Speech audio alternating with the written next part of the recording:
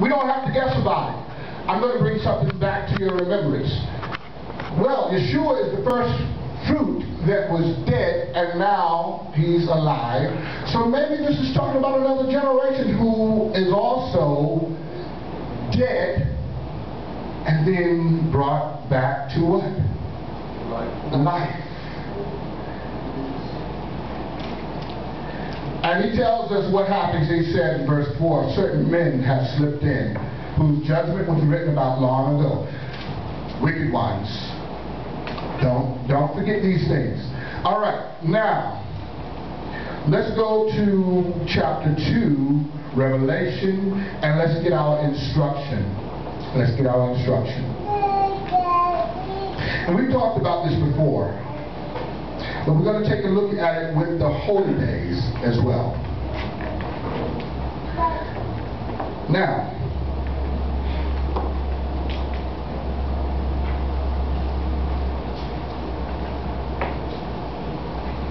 and we'll explain what Yom Bikurim is in just a moment. It has everything to do with this. All right, chapter 2, verse. Let's start with verse 2.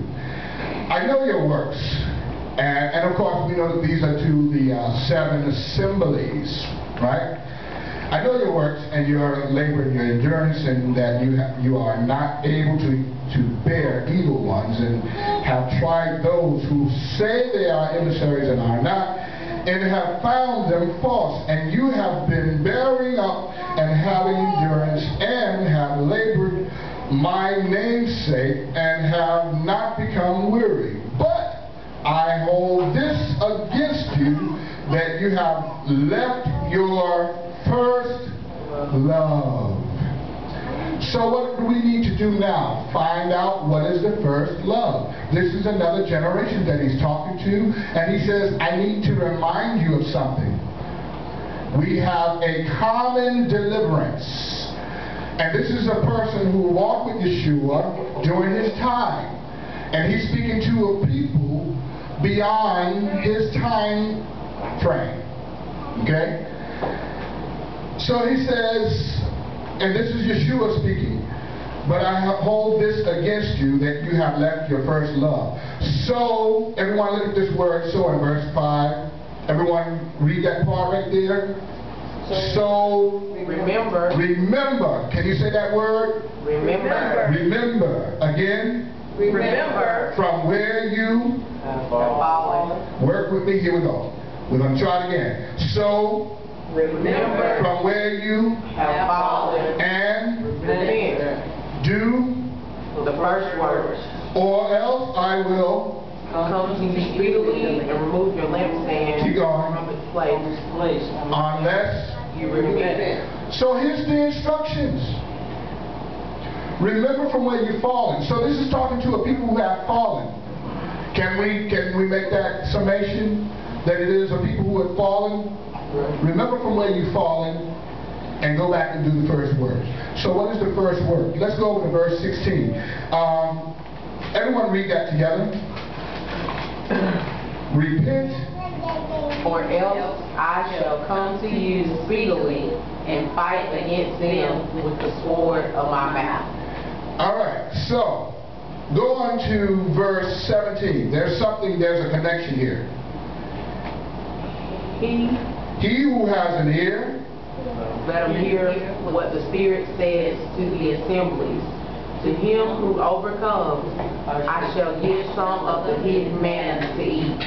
And I shall give him a white stone, and on the stone a renewed name written, which no one knows except him who receives it. So, and we've gone over this before, but we're going to look at how does this tie into the 7 holy days. There's a clue here. I'm going to give some hidden manna. Hidden manna. So if it's hidden manna, who had manna in the first place? Where did they get it? Where and when? In the desert. So when they were in the desert or the wilderness, they received manna. So he's talking to another generation now, and he's saying, I'm going to give you what? Hidden manna. Can anybody remember what was in the box, the Ark of the Covenant? Manna. Say it again. Manna. It is some hidden manna, right? So here's a promise. Repent, or I shall come and fight against you speedily. Now, the hidden manna was hidden, and it makes sense. That's why he calls it that. But he's saying that I'm going to give it to you. Who? Another generation. What generation? Well, I'm now speaking to people who were not here the first time, because the first time I gave them what? Manna. To the next generation, I'm going to give them what? Hidden manna. What's hidden? The Ark of the Covenant. What's one of the things that's in there? Manna. The manna. What else? The rod of... The rod of Aaron. And a tablet. So you have the commandments in there, and you also have the budded rod that Moshe used. And over there, we read about them fighting with even the messengers of the angels over the body of Moshe. Why? Let's look at this. And not that I'm trying to answer the question as to why they were fighting over him. It's kind of easy to surmise when we look at the reasons. Well, Moshe represents what? The law, right? And where we see him next is in heaven, according to Hebrews, and he becomes, where Yeshua says in the book of Acts, he says, if I come in my own name, you would receive me. But another came his name, Moses, but you received him. And everything he wrote of was about me. And he has now, according to Hebrews, obtained a greater position, which is mediator in heaven. Why? Because in earth, he received all the information on building the ark, building the tabernacle, right? So what is on earth, or what is in heaven is done in earth. So he received it in the earth, and then he also was taken up. This is why Michael did not allow them to take his body, because he had to take his position in heaven.